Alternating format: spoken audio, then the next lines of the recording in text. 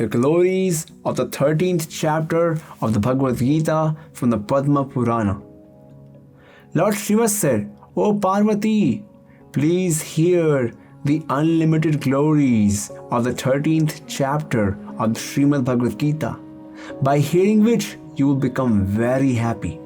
In the south, there was a very large river of the name Tungabhadra, on the banks of which there is a very beautiful town of the name Hariharpur.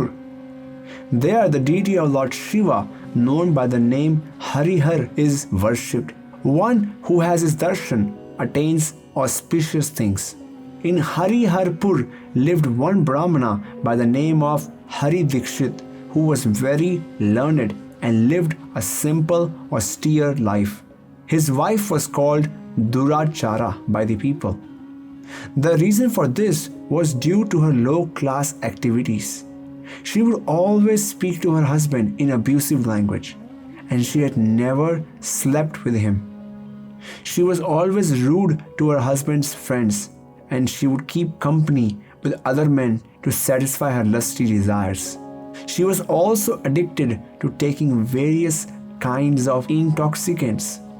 Seeing that the town was becoming more and more populated, she constructed a small structure in the forest where she could meet her lovers. One night, feeling very lusty and not having been able to find any lover to satisfy her lust, she went out into the forest to her meeting place to see if any of her lovers were there. Not finding anyone at that place and burning up with lust, she started to wander in the forest in the hope of finding someone to satisfy her lusty desires. After having wandered for some time and finding that her body, senses, and mind were paining so much due to not being able to satisfy their lust, she became bewildered and sat down and started to cry. Hearing the sound of her crying, one hungry tiger who was sleeping woke up and reached that place very quickly.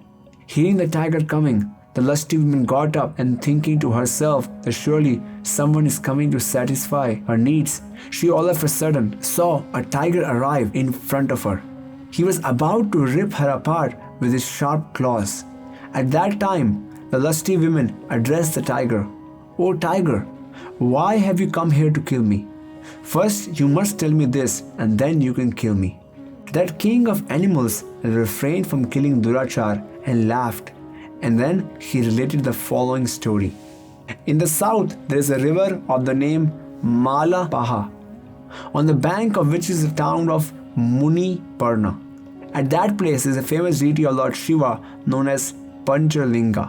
In that town, I had taken birth in a Brahmana family. Although I had taken such a high birth, I was still very greedy and had no control over my senses. I used to sit on the banks of the river and perform sacrifices for those persons who were not qualified to partake in such performances. I would also eat from the homes of materialistic persons. I would also collect more funds than necessary in the name of performing sacrifices and worship for the deity, and use the same for my own sense gratification.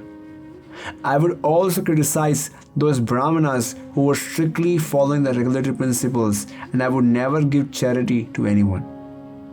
Slowly, I became old. My hair turned white. My teeth fell out and my eyes became weak. But even still, I did not lose my lust to collect and hoard more funds. One day, by mistake, I went to the house of some brahmanas who were very cruel and expert at cheating, to beg some food when they set the dogs on me.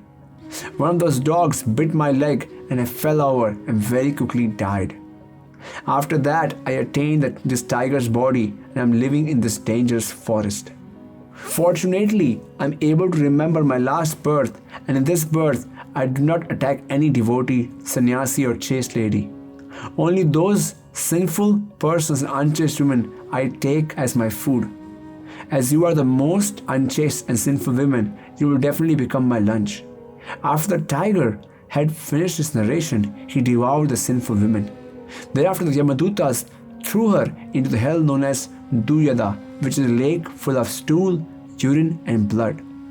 And she had to stay in that filthy place for 10 million kalpas. After that, she was thrown into a hell known as Raurava, where she stayed for 100 manvantras. After which she again took birth on earth as a female Chandala. Again she lived in the same sinful way as she had previously. Due to her sinful activities, she got leprosy and also tuberculosis.